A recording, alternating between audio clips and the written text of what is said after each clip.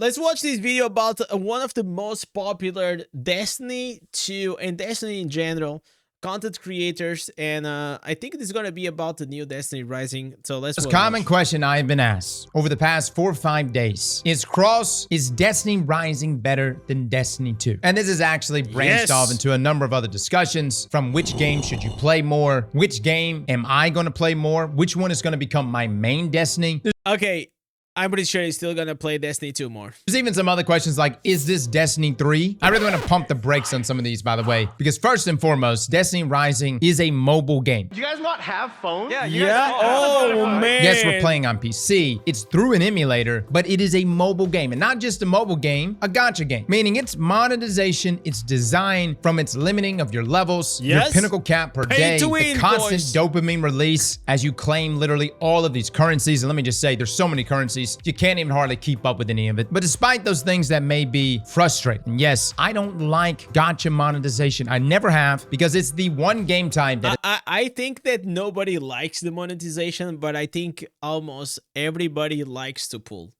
You guys understand what I'm saying? Like the excitement of actually gathering the resources and pulling, I feel like it is really fun.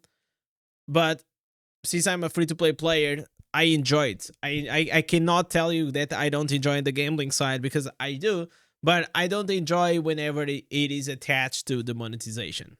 has found a way to extract so much money from me. I had my time in Genshin, but as you know, we had to move on. Games like that are just too dangerous. Now, whether or not the monetization is better or worse inside Destiny Rising in comparison to other gacha games, I still want to preface this by saying that it is still a gacha game. There's banners, there's limited banners, and yes, FOMO is going to be very much a real... So this feels like a Destiny Rising meets, you know, Honkai Star Rail or Genshin Impact plus Diablo Immortal. It's like a weird mix because it's made by the NetEase, which is the company that also made Diablo Immortal with the Blizzard. Thing for this game, and since it's going to be operating on 6-month cycles, that's a long time to wait if you miss out on Goth Mommy. And let me just say, some of the comments from you guys about this character, my lord fellas, we need to calm down. I saw one the other day, it was like, I wish she was real. I don't mean real in a game, I mean real in real life. I need her. And the only reason why I bring this up is because like that's the thing, and that's what is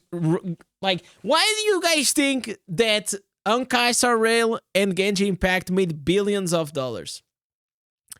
It's not because only the gameplay. It's not. It's literally, guys, the waifus, man. The waifus that, oh man, like there is something very unhinged. People just go wild, man. And then you put like their profile picture, that the character that they love the most. Like, unfortunately, like the gacha community is like literally one of the most like degenerate communities that I ever had seen.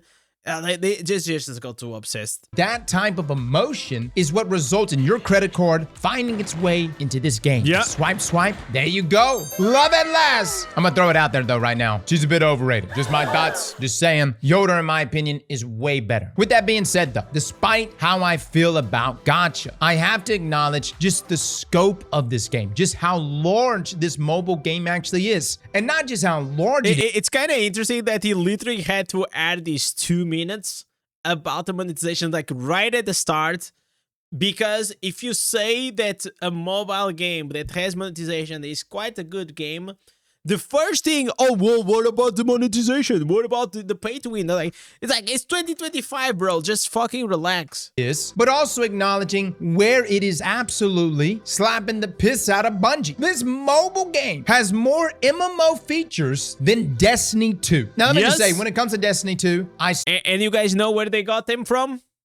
From 3 or 5 years of development of Diablo Immortal. Still prefer its raid designs, its sandbox, the customization for your Guardian. But keep in mind, we're dealing with a Destiny that's been made now for the past 10 years, with many evolutions year after year. This is week 1 of Destiny Rising, and I hope you know I don't want to glaze this game one bit, because in my soul, with it being gacha, I want to hate it. But today I'm going to jump over all the activities that are inside of Destiny Rising that blow my mind. And the question I have to ask, Bungie, where is this in Destiny 2? Like, seriously, why don't we have...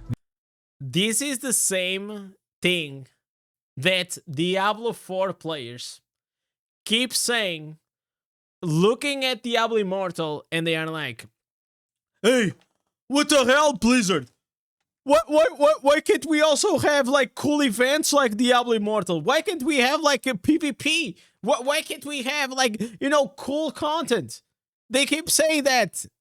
And the reason is, in my opinion, is because like mobile games, they need to have like this cadence of content like it has to be like way faster, because the retention, it is like way smaller. And if you probably stop playing a mobile game for like 2 or 3 days, the chances of you actually coming back for the game, it is very, very slim. However, when we're talking about like a seasonal game like Diablo 4, most people still come every season to just try the game until they actually get absolutely bored because the game sucks right now. But this happens everywhere. These features. And maybe not all of them, but as you're listening to some of these, I want you to envision how you would feel playing this, but inside of Destiny 2. Now, first and foremost, Destiny Rising has a story, it has a campaign. It's all right. I wouldn't say it's anything just like groundbreaking, but good, especially for a mobile game. It's even got something called Haven Ops, which are 3-player strikes, similar to that of Destiny 2. And a feature that I really like in every activity that you're gonna see is that there's an MVP feature. Literally at the end of the activity, it says, hey, yeah, you did the best. And everybody on the team has to acknowledge you. And I really like that. Haven Ops is gonna— Oh, by the way, guys, you guys don't know, but yesterday I pulled in 20 pulls. So like 2 pulls of 10. I got, guys, 2 legendaries. I got that shield guy, shield girl, and I got like another gonna continue guy, to scale as we get into illusions. in-game. And yes, it's even gonna have leaderboards. But this little MVP feature at the end of every one of these activities is incredible. Cool. It gives you this entire breakdown of your damage versus combats or damage versus bosses. Dips. It also shows how much you heal and how much damage you've taken. And somehow, some way, this all equates to who it is that becomes MVP. Regardless, though, it's a way to flex, and it's also a way to just measure yourself against your peers. And I think this is really important. I've seen games really lean away from this with crazy reasoning like, hey, we don't want you to feel like you didn't contribute by not being MVP. The hell? It's a video game for— Yeah, that's also one of the reasons why people in World of Warcraft, they wanted to remove like damage meters, like crying out loud. I'm not looking for participation medals. I'm looking to flex. I want to say, hey, Les, I am substantially better. And don't take it from me. Right here on this readout says Ascross69 is MVP. MVP again. You're rocking a broken character. That is, this is the Look, guy it's a small, subtle thing, guys, but I think it goes a long way. The next activity that absolutely blows my mind is a rogue-like mode called Realm of the Nine. This is literally in the Nine's realm right here reserved, and it's such a fun activity. You've got around 10 stages with RNG upgrades in between each round, and this is like the Coil in some ways, but even crazier because all of these upgrades get insane. If you stack these right upgrades correctly with— Wait. He has almost 70,000 subs on Twitch? Wow, dude.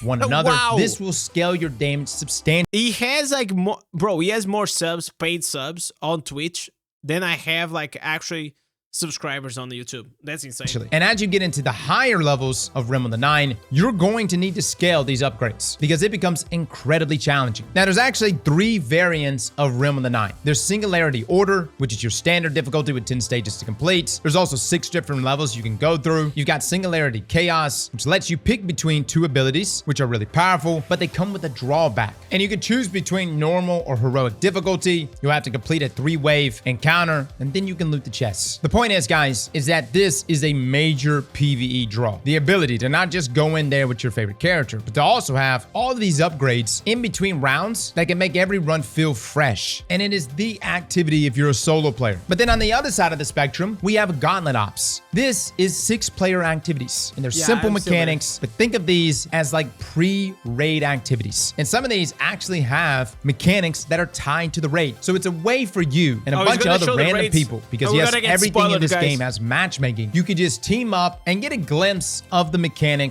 So, by the way, these raids, I heard like only good and positive feedback about it. It's not gonna be like you know, Diablo Immortal raids that you're just gonna go there and one shot the boss.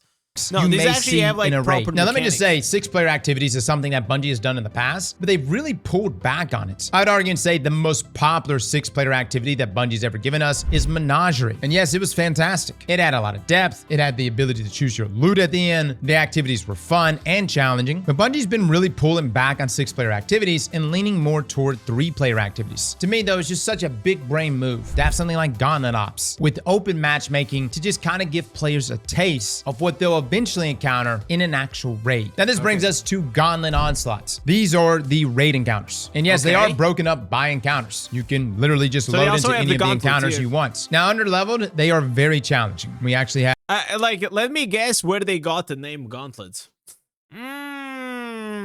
had quite the time playing this day one. However, when we got a good squad with us, we completely wrecked this thing. Now, the contest version of this will be coming out at some point, but they actually rolled the normal version of the raid out first, rather than contest first, which is an interesting strategy. But to be quite honest with you, most people were probably not leveled up enough or even had the characters to even take on Gauntlet Onslaughts because all of us were under leveled. Now, from a raid perspective though, I would say that the design here is fairly simple. The mechanics are very straightforward. It's a good icebreaker raid, and I don't know what other future raids they may be bringing to us, but I think this first one they gave us is fantastic for what it's supposed to be. Literally, the first encounter is like the bridge encounter for Crota's Inn, where 2 players get keys, and the rest of the players create the bridge that allows them to cross. And the second encounter is literally an encounter from Gauntlet Ops, where you have to make the code on the screen, combine that together to unlock the same device that gives you immunity when walking through this lightning. And then the final encounter is just really a damage check from the boss itself, where you have to two-face it. I would say that no, this raid is by no means on the level of like Desert Perpetual, Man, I'm already edging to play the game. Edge, or pretty much any of the raids inside of Destiny, but for a by the way, in Destiny, there's something cool that I realize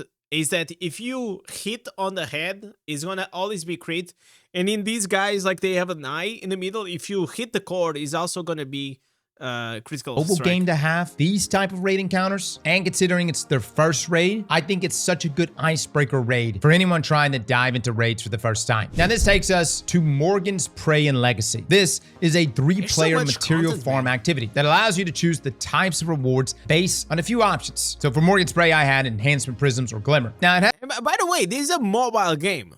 You guys understand that. It is an actual mobile game. It's somewhat of a roguelike system in itself, as each round you can pick different enemy modifiers, which ups the difficulty. And get this, the Legacy version lets you focus for relic enhancement materials. Now, this mode is like Gambit, but only PvE. Not necessarily the most engaging activity, but what I really like about this is that this activity is like, hey, you need to farm materials? Then this is the activity for you. Now, speaking of Gambit, this takes us to Shifting Gates. Somehow, some way, Destiny Rising has created not just a Gambit mode, but a substantially better Gambit mode than anything we have ever gotten inside of Destiny 2. Instead of 2 teams of 3 facing off on the same PvP, static guys. maps, Shifting Gates says, hey, how about we just give you a huge map next to another map, next to another map, all connected through these Vex doors with teleporters that can launch you around. And instead of 2 teams of 3, we'll kick it up a notch. 6 teams of 3. Guys, I cannot express just how fun this actually is. This isn't just Gambit 2.0. It's Gambit completely reimagined. Yes, you run in there, you kill ads, you dunk moats, but then there's like these so there are mobs and there are also players. cards that you can load out, which can allow enemies that you kill to drop even more moats. There's even these other cards that give you enhancements. You'll have these bosses that spawn up on the map, which will ping all the teams up. And so there's like this moment of chaos and consolidation where you and all these teams are trying to kill these bosses while also trying to kill each other. It's madness, but at the same time, so much fun. This is the version of Gambit that we need inside of Destiny. And we know that Gambit is getting some sort of rework coming Renegades. But let me just say, guys, if it's not a rework on this level, if Bungie just comes out and says, hey, here's a map, or here's some tiered loot associated with the same game mode you've been playing since Forsaken, fellas, it's not gonna hit, man. This Shifting Gate mode is arguably the best game mode inside of Destiny Rising. They have went a completely different direction here with Gambit, and hot damn is it popped off for them. Now, if you're just wanting to play PvP, yes, there is a PvP mode called Iron Bar. It's only present over the weekend. But let me just say, guys, I'm not a big fan of PvP inside of Destiny Rising. It's chaotic. It's mayhem. Where Shifting Gates is also chaotic, it's strategic because you've got the PvE element alongside it. Iron Bar is literally just, hey, what hero can I use that can spam their abilities the most? And that's essentially it. Gunplay is there.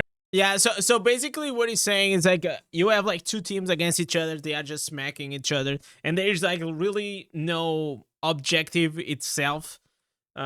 I mean, I can understand. I mean, I still didn't try both of them, but probably the same way as that we have the battlegrounds in Diablo Immortal where you have like to push the idol or something. I feel like there's always need to be like some objective around it than just be like a dead match, because whenever we're talking about it, like if you imagine like Diablo Immortal or even Destiny, if it's just like a dead match, probably the guy that spent the biggest amount of money will win, and I think that's not fun, you know. But it's very much just an ability spam inside of Iron Bar. Now, this brings us into the MMO features that really set Destiny Rising apart from Destiny 2. And let's start with dueling. And no, I'm not talking about actually dueling other people in a 1v1, although that would be pretty cool. I'm talking about card dueling. Jermaine, aka Drifter, will introduce you to Gwent, or in this case, Destiny's version of Gwent. You see, as you're doing all the different activities inside of Destiny Rising, there are chances that cards can drop for you. Most notably, the raid yesterday, Gauntlet Onslaught, dropped me this exotic card. And then you can take that card and add it to your deck. And then you can take that deck and challenge NPCs around the town. But get this, there's an entire matchmaking mode where you can play other players, taking your deck that you've earned and facing off against theirs. And to top it all off, you can even get mythic drops from this activity. Now, I'm not sure if you can get exotics. And again, the way the tiers work in this game is you got your legendary weapons, and then above them, you have your mythic weapons, which are like legendaries, but with like better tiered perks. And then above that is your exotics. Mythic weapons, though, are very good, and in some cases can probably even be better than certain exotics. But the point is that you can get this from playing this card game. And fellas, the card game is good. That's what blows my mind with this. It's actually a good card game. I find myself... You know what is the most fantastic part is like seeing, you know, that people want to actually hate on mobile games, but the new mobile games are not the same mobile games as they used to be like back in the day, right? These mobile games are the, you know, closer to, you know, the graphics of a, you know, a console game or a PC game, but now they are actually getting like these all these like new features and new events and new things. Like the only thing that literally just, in my opinion, makes them bad, it is the monetization, like the pay to win factor. But if they ever make like games that, you know, you can remove like this pay to win aspect out of it, and they just make pay to look cool or pay for the, you know, convenience or something like that. It's the same way as, for example, Path of Exile does very well and is very successful at it. I feel like then you most likely will have like what I would think will be the perfect game, but it will not be NetEase, okay? It will definitely not be match NetEase. after match of it. And it's a little like RPG features like this, with the music playing in the background, the kind of chill strategic elements of it. It's just something else to do alongside all the different activities we could do. Speaking of other activities, fishing. Yes, you can fish in this game. And let me just say, you can get a lot of items from fishing. There's actually an entire reward track tied to fishing. And the fish have rarities. You can get crazy Tier 4 and Tier 5 fish, which can net you a ton of resources. What I really like about the fishing here is that while you're chilling in Haven, this being the social area, and you're just doing your own thing, if someone catches a high tier fish, it literally will say right there, so-and-so caught whatever fish. Look, it's an MMO thing. I mean, am I gonna call out Bob Cross 69 and say, wow, what an incredible fish you just got? Maybe, maybe not, but I guess it depends on the fish. The point is that there's an entire reward track and tier... Oh, no, come on, man. This is the fishing from Diablo Immortal. This is absolutely the fishing mechanic from Diablo Immortal. System when it comes to your fishing rods, your baits, and what you can catch. This is yet another MMO element. But this brings us to a feature that we knew was going to be in this game, and I don't really know how much people are going to play it, but Sparrow Racing is in Destiny Rising. Now, if you remember way back in Destiny 1, we had something called Sparrow Racing League. But you did it, everybody had a pretty good time, they got the rewards. Sparrow Racing in Destiny Rising is a limited time event, but it's got a really cool track. You've got boosts, you've got shoots that you can go through, you can net yourself great rewards from this as well. I think what hurts about Sparrow Racing is that we've had this before, and it's been something that's been requested multiple times over the years that just seems to never happen. But yeah, it exists here in Destiny Rising. This brings us to the feature that I love the most, the Wolf Den. This is a feature I've been asking for inside of Destiny 2 since 2014. Actual clan housing. I get so many people in the stream too that will say things like, what is the point of this? Why would... Oh my god, they got a house. They actually also have a house. Wow, dude. I ever need a house for my clan? And all I can say is, guys, you must have never played a true MMORPG. Most big MMOs have some sort of clan housing feature. And Destiny Rising has taken their clan housing feature and went beyond what I thought they were originally going to do. You see, originally I thought they were going to give us this area, this plot of land. We had this hangar. You could upgrade it. And that was essentially it. But it goes way beyond that. So you have your own clan currency that you can acquire within the activities of the clan itself. And that currency can be used to unlock different zones. You can even use it to buy materials. And what I really love about this entire tile set that you see in front of you is that it's so interactive. For instance, there's these bosses in this area that you can go challenge either by yourself, or you can hit this button that will assemble your pack and you guys can go do damage to this boss. And upon beating this boss and doing the full 100% damage, you'll further upgrade and unlock this tile set even further. I've heard time and time again that clan So that's like a, you know, a cursed tower system, but on crack, right? features don't have like a major return on investment. And I just gotta ask, who the hell is quantifying this? Social features keeps players engaged, and it keeps them social. It keeps them working together. That engagement is good, especially in a world where Bungie's really trying to drive engagement inside of Destiny 2. Farming Caldera, in my opinion, is a poor form of engagement farming, but features like Wolf Den, clan housing, the ability to upgrade the space even further. Imagine if we had a system like this inside of Destiny 2, where maybe we unlock an entire tower that us in our clan could build, customize, and even farm materials around Destiny to further improve. These are the things, in my opinion, that truly drive engagement. And not just engagement, but it also allows people to create a connection here, which, as you know, my time in RuneScape was really important. This is the DI killer? No, it will never be the DI killer because it's like a different genre, but I can tell you from, I've been playing for what, like 8 hours now?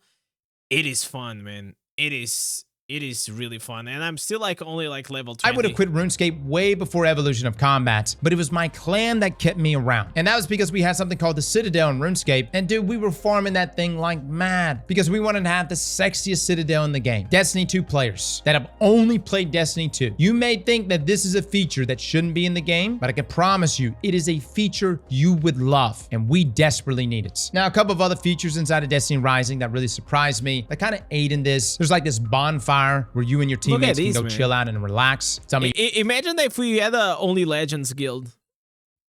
How cool that would be in this game. You're like, Cross, it's a video game. It's I will absolutely, guys. If you guys wanna play with me, I'll absolutely do a clan. Whatever, bro. It's real enough for me. Another feature that's really cool that ties into your Wolf Den and your pack. If you're going into an activity and you happen to have one of your clanmates also going into that activity, it will automatically pair you together, which is really cool. I don't know how they made this feature work, but if you happen to be loading, say, into a strike and your clanmate happens... Bro, this is so OP. Nah, bro, they need to bring this to Diablo Immortal. Whenever you are going to the matchmaking, your clan mates, if they are doing the exactly same activity, they will get paired with you.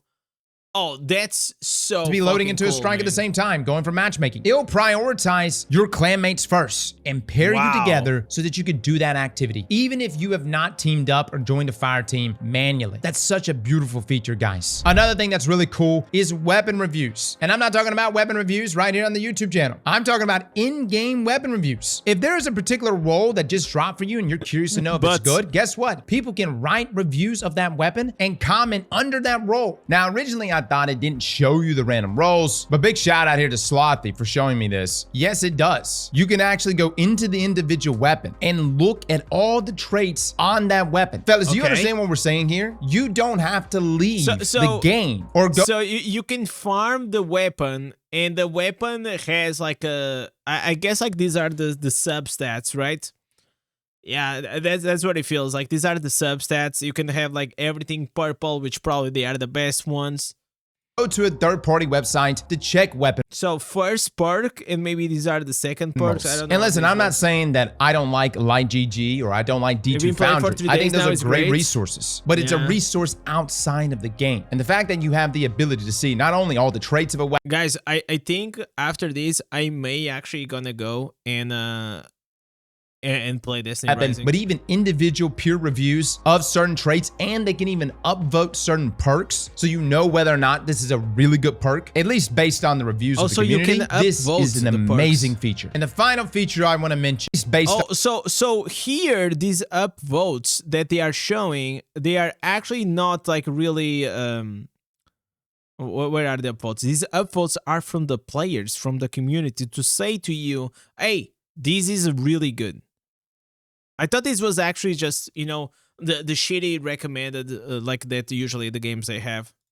All static. But Destiny Rising in its contest mode raid emblem is animated. And as you know, guys, emblems are the big craze inside of Destiny. Folks were literally paying carry services and cheaters to take their accounts through the Desert Perpetual raid just so that they can show off that emblem. And when I say people were paying for this, I'm talking like $400 or $500 a person. It's honestly nuts. And let me just say, those people all got banned, including the cheaters themselves. But the cheaters don't care. They'll do it on another fresh account. They're just there to make money. Regardless, though, it's crazy to me that the first animated emblem, which I figured would have been in Destiny, is here in Destiny Rising. It's honestly mind-blowing. And again, like I said at the beginning of this video, I don't really like Destiny Rising. I don't like that it's a mobile game. I don't really care that it's...